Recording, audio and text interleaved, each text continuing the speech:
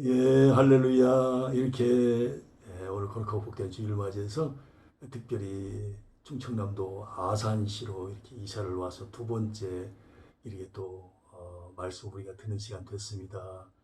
여러분 주님 안에서 이렇게 만나 뵐 수 있어서 너무 감사드리고요. 오늘도 우리가 하나님 말씀 들을 때 놀라운 하나님의 은혜와 또 성령님의 강력하신 역사하심이 함께 하실 줄로 믿습니다. 자, 그러면 오늘 이제 열왕기상 이제 끝장입니다. 22장. 열왕기 하는 또 25장까지가 있거든요. 그래서 22장 1절 한 절만 이제 봉독하겠습니다.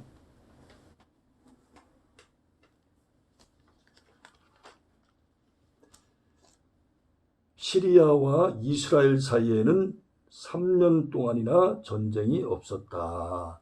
예, 그 시리아는 아람이라고도 말씀드렸죠. 또 수리아라고도 말씀을 드릴 수 있습니다. 자, 22장은 이제 제목을 아합의 죽음. 예, 아합이 결국 이제 생을 맞이하는 그런 이제 예, 그런 이제 장이 되는데요. 그래서 이제 아합의 죽음이라고 이렇게 잡아보았습니다.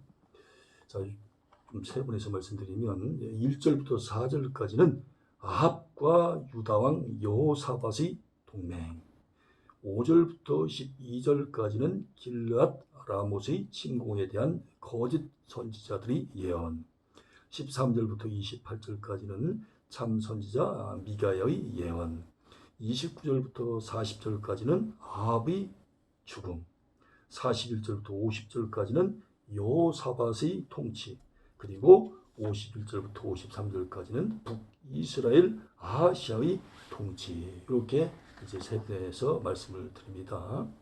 자, 그러면 본장의 내용을 한번 요약을 해보면 전체 숲을 한번 보는 거죠. 숲을 하나님의 약속대로 21장 28절 29절 이미 우리가 말씀을 공부했죠. 하나님의 약속대로 아합의 가문이 멸절되지는 않지만 그의 통치가 막을 내리고 있습니다. 즉 아합은 유다왕 여호사밧과 동맹을 맺고 거짓 선지자들이 예언에 따라 아람이 차지하고 있던, 즉 시리아가 차지하고 있던 길르앗 라못을 탈환하기 위한 전쟁에 참가합니다. 예.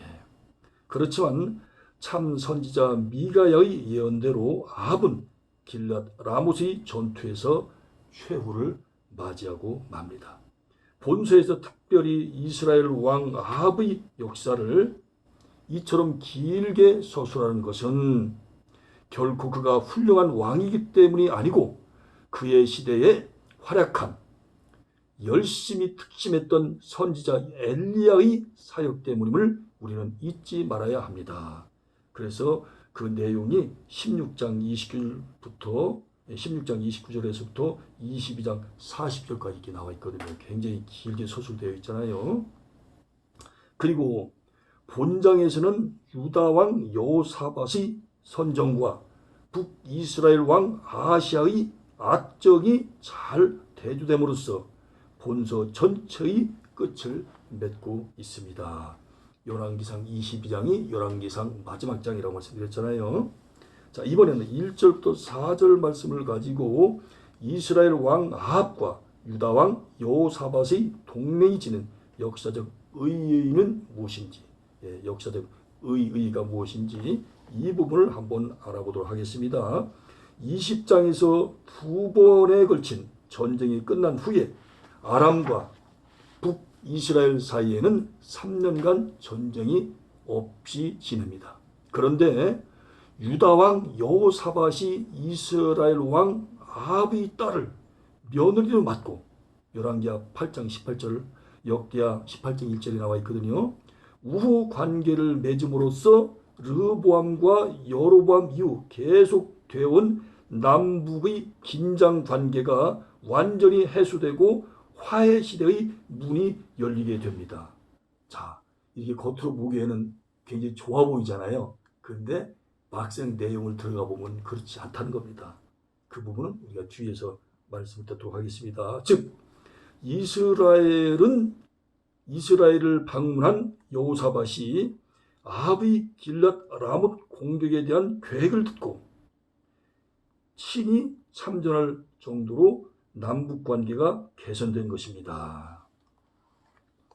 그러나 성경적 입장에서 보면 남북의 화해는 남쪽 유다마저 북쪽 이스라엘의 우상 숭배를 좇게 되는 계기가 되므로 진정 슬픈 사건이 아닐 수가 없어요. 예. 열왕기하 8장 16절부터 19절, 25절부터 27절이 나오는데 이게 남쪽 유다가 이제 북쪽에 물이 들어버린 거예요. 오히려 남쪽 유다의 그 좋은 신앙이 북쪽 이스라엘을 변화시켜야 되는데 이게 거꾸로 됐다 그 말입니다. 예. 그래 슬프다는 거예요. 예. 자, 이번에는 5절부터 12절까지 말씀을 가지고 길랏 라못의 침공에 대한 거짓 선지자들이 예언은 무엇입니까? 신앙이 경건한 유다왕 여호사밧은 아주 여호사밧은 믿음이 좋았어요. 물론 남쪽 유다 왕들이 이렇게 좋은 왕들이 많이 있었죠. 그런데 북쪽 이스라엘 왕들은 다 이렇게 악한 일을 갖다 그랬잖아요. 신앙이 경건한 유다왕 여호사밧은 아합의 참전 권유를 받자 먼저 여호와의 뜻을 구하자고 아합에게 제안합니다. 이런 면에서 얼마나 참 아름다운 신앙입니까? 하나님의 뜻을 좀 우리가 여쭤보자. 너무 아름답지 않습니까? 그때에 아합은 400명의 선지자들을 모으고 이 400명이 다 거짓 선지자거든요. 그들로부터 출전하라는 응답을 받아냅니다. 그게 거짓 선지자들이 출전하세요. 예. 근데 그걸 갖다가 아합이 진짜로 받아들인 겁니다. 영적으로 벌써 이렇게 소경이고 뭔가 영이 어두우면 이렇게 속이는데도 그냥 넘어갑니다. 왜? 땅을 찾아와야 되니까. 거기 이제 사탄이 틈을 타고 들어오는 거예요. 사탄이 얼마나 머리가 좋은지 모릅니다, 여러분들. 예. 그러니까 사람들이 다 넘어가는 거예요. 마귀에게. 예. 아마 사람들이 충분히 알만한 걸 가지고 유혹을 하면 누가 마귀에게 사탄에게 속겠습니까? 그러나 여호사밧은 400명이나 되는 거짓 선지자들이 한결같은 소리에 만족하지 않고 여호와의 다른 선지자를 찾습니다. 아무래도 이 남쪽 유다 여호사밧이 가만히 들어보니까 이게 아닌 것 같아요. 고개가 갸우뚱되는 거예요. 뭔가 하나님께 자꾸만 뭔가 하지 말라고 하는 뭔가 조금 사인이 오는 것 같아요. 그래서 400명 있지만 우리가 또 다른 선지자 한번 찾아보자. 그렇게 신중에 신중을 기하고 있습니다. 참 멋있죠. 아합은 여호사밧에게 이물라의 아들 미가야가 있지만 그 사람은 언제나 자기에게 흉한 일만 예언한 자로서 자신의 미움을 받고 있는 자라고 소개합니다. 그러니까 이 아합이가 얼마나 어리석은 거 보세요. 진짜로 쏙 빼놓고 가짜들만 자꾸 뭐하는 거예요. 왜 그렇게 미가야를 안 뽑았습니까? 맨날 자기가 들을 때는 기분 나쁜 얘기만 한다 그 말이에요. 여러분, 충언은 여기이나 이여행이라 양약은 고부이나 이여병이라. 좋은 말은 귀에는 거슬리지만 살아가는 데는 이롭다. 좋은 약은 입에는 쓰지만 병을 낫게 한다. 건강이 이롭다. 그런 말도 있지 않습니까? 쓴소리하는 사람이 옆에 있는 것은 굉장한 축복이에요. 그렇지만 결국 아합은 여호사밧의 권위에 못 이겨 미가야를 부르러 보내게 되고 그동안의 거짓 선자의 대표격인 시드기야가 철로 뿔을 만들어 바로 그것으로 아합 왕이 아람 사람을 시리아 사람을 찔러 무찌를 것이라고 예언하고 나머지 400명도 그 의견에 동조합니다. 맞습니다. 시드기야 선지자님이 저분이 아주 똑소리 나네요. 아주 귀한 예언하셨어요. 그러니까 우리도 그냥 오케이 하겠습니다. 그렇게 한 겁니다. 그런데 여기 아합이가 왜 그 남쪽 유다 여호사밧 왕의 말을 들었습니까? 사돈지간 맺었잖아요. 아합이 자기 딸을 갖다가 줬지 않습니까?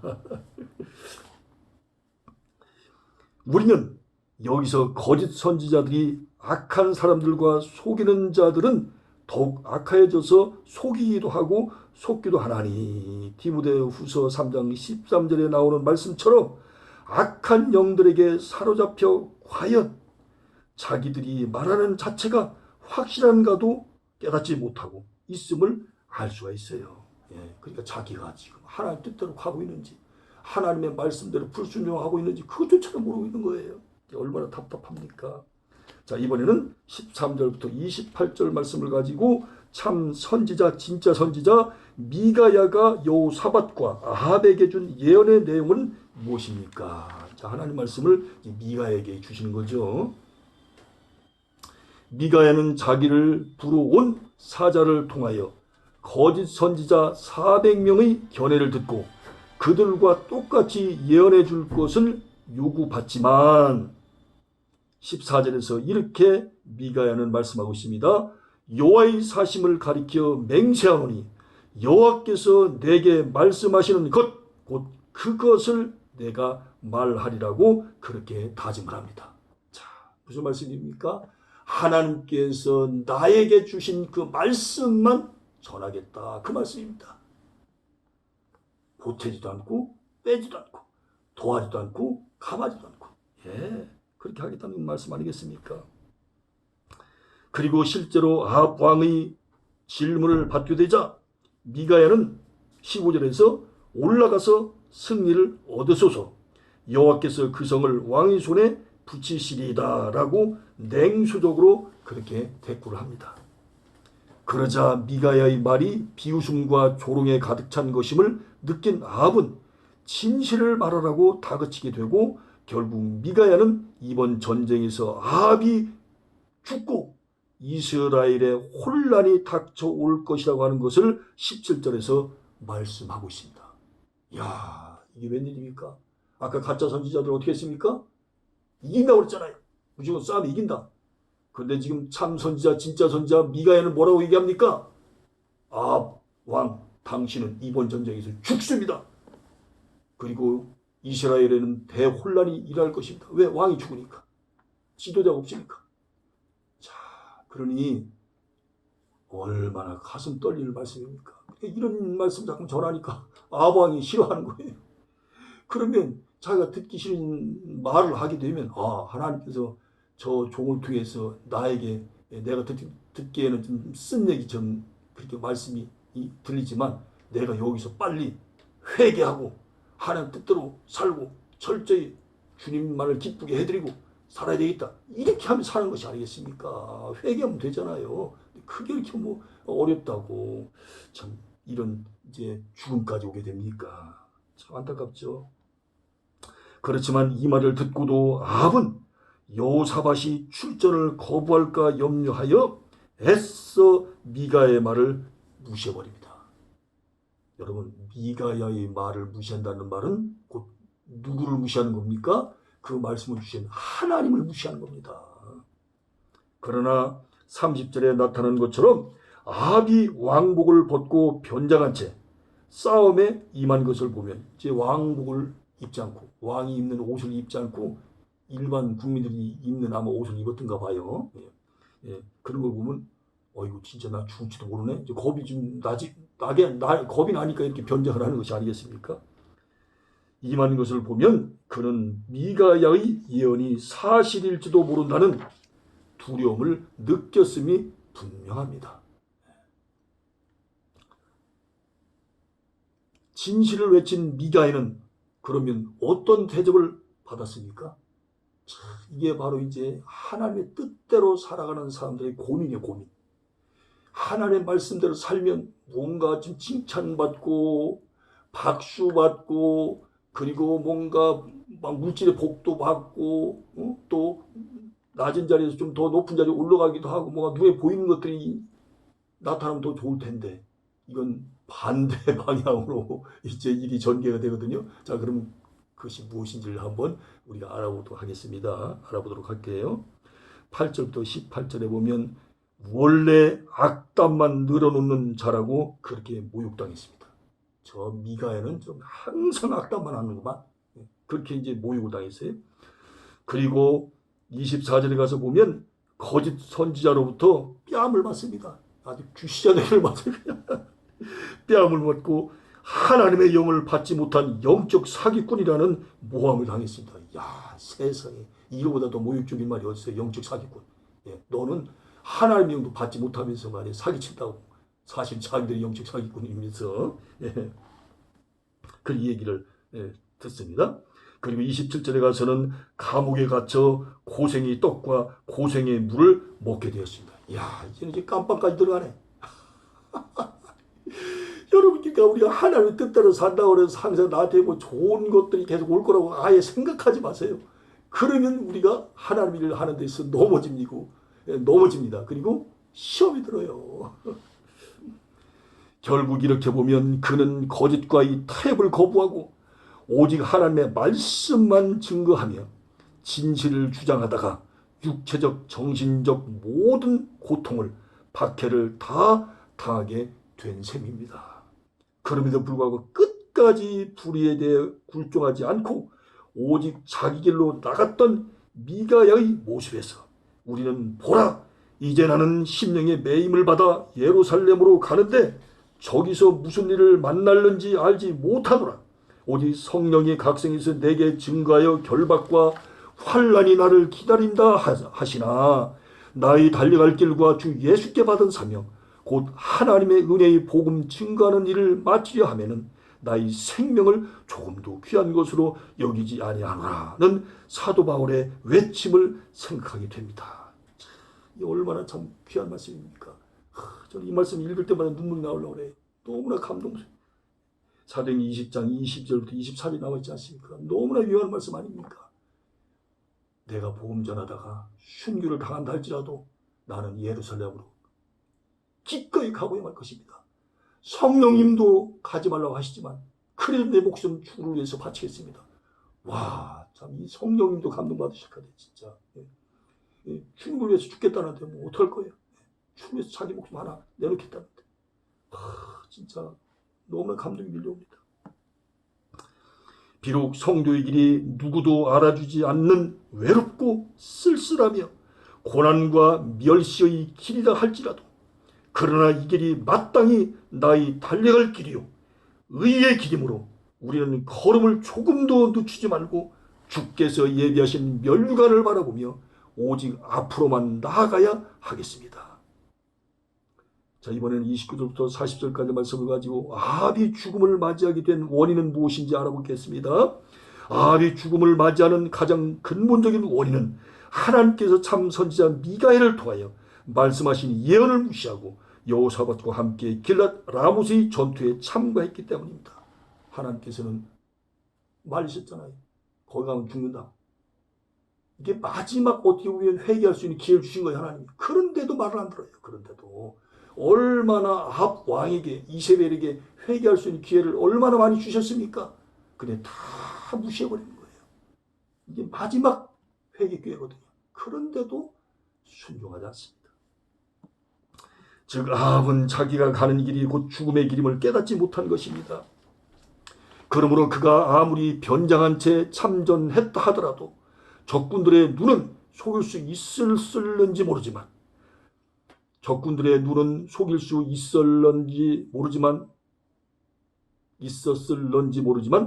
결코 하나님의 심판과 진노의 손길은 피할 수 없었던 것입니다.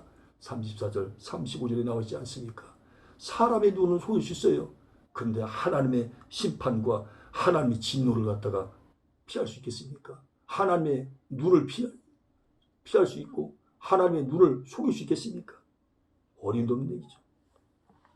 결국 본문은 아합이 병거에 흘린 피를 창기들이 목욕하는 장소인 사마리아 못에서 씻을 때에 개들이 그 피를 핥았다는 사건을 기록함으로써 여호와의 하신 말씀과 같이 되었더라고 강조합니다. 38절에서 말씀하고 있지 않습니까? 이제 유다왕 여호사밧의 통치를 한번 살펴보도록 할 텐데요. 41절부터 50절에 나와 있지 않습니까? 여호사밧의 통치는 역대하 17장에서부터 18장, 19장, 20장에 자세히 기록되어 있습니다. 아사의 아들 여호사밧은 이스라엘 왕 아합 제4년에 35살의 나이로 유다의 왕이 되어 예루살렘에서 25년을 다스립니다. 그러니까 60세까지 이제 왕으로서 일을 했다 그 말이죠. 35세 왕이 돼서. 물론 아사는 통치 말기에 여호와를 떠났지만 여호사밧은 아사의 초기처럼 여호와 보시기에 정직히 행하고 비록 산당은 없애지 못했으나 남색하는 자들은 추방했습니다. 46개 나와 있거든요. 그리고 여호사밧은 아합의 딸을 자기 아들 요람의 아내로 삼아 남북의 화해 시대를 실현합니다. 그러나 이것은 오히려 그의 커다란 실책이었습니다. 잘한 게 아니라 그 말이죠.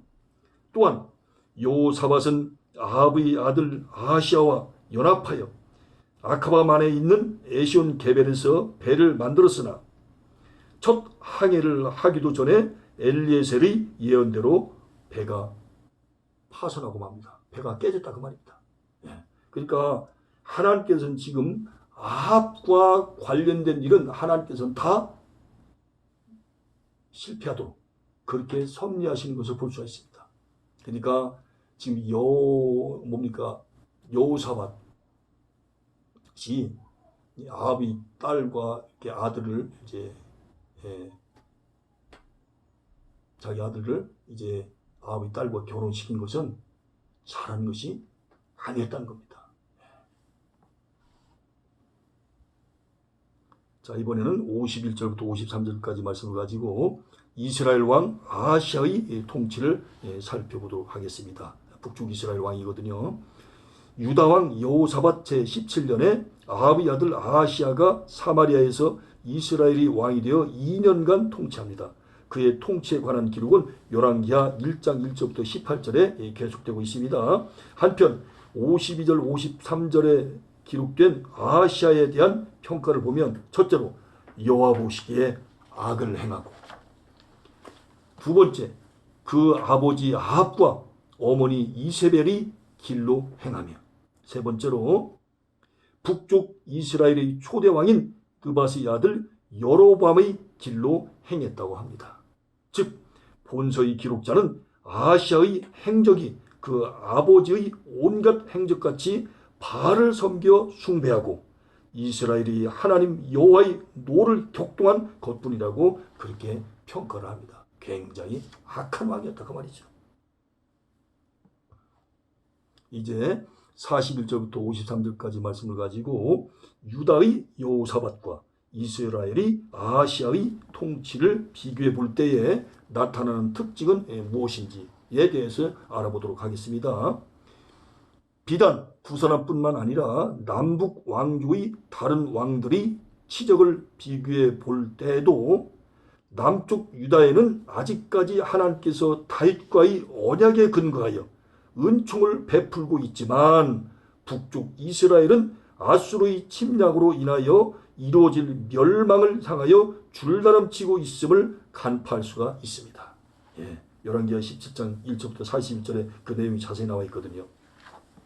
따라서 우리는 유다에 대한 하나님의 선택과 구원의 은총은 유다가 이스라엘보다 더 선하거나 하나님을 잘 섬겼다는 사실에 근거한 것이 아님을 깨닫게 됩니다. 오히려 하나님께서 자기의 언약에 근거하여 유다의 은총을 베풀어 주시기 때문에 유다가 이스라엘보다 덜 타락하고 있음을 깨달아야 할 것이다 그 말입니다. 그러니까 남쪽 유다가 좀 죄를 덜 지은 것은 그들이 선해서 그런 것이 아니고 하나님께서 다윗의 언약에 근거해서 은혜를 입혀주셨고 은총을 입혀주셨고 더 자비를 베풀어 주셨기 때문에 그렇게 됐다는 겁니다. 그러니까 남쪽 유다나 북쪽 이스라엘이나 다 거기서 거기라는 거예요. 네? 북쪽 이스라엘이 저렇게 된 것은 다윗의 언약에 근거한 북쪽 이스라엘이 아니기 때문에 그렇게 됐다 그 말씀입니다. 여러분 오늘도 이렇게 우리가 열왕기상 마지막 장 20장 말씀을 들으면서 어떤 생각이 듭니까?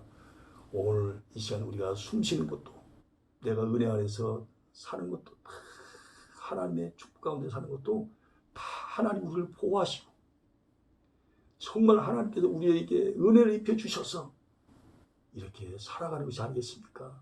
다 모든 것이 다 하나님의 은혜입니다. 예. 우리 성사님 하나님께 한번 영광의 목소리 올려볼까요? 예. 또 주님 영광 받아 주옵소서. 예. 여러분 감사합니다. 그러면 우리 다음 이제 열왕기하 1장에서 또 이렇게 뵙도록 하겠습니다. 여러분 너무 감사하고요. 이번 한 주간도 예수님 안에서 승리하시고 늘 또 승리할 수 있기를 바랍니다. 여러분 감사합니다. 고맙습니다.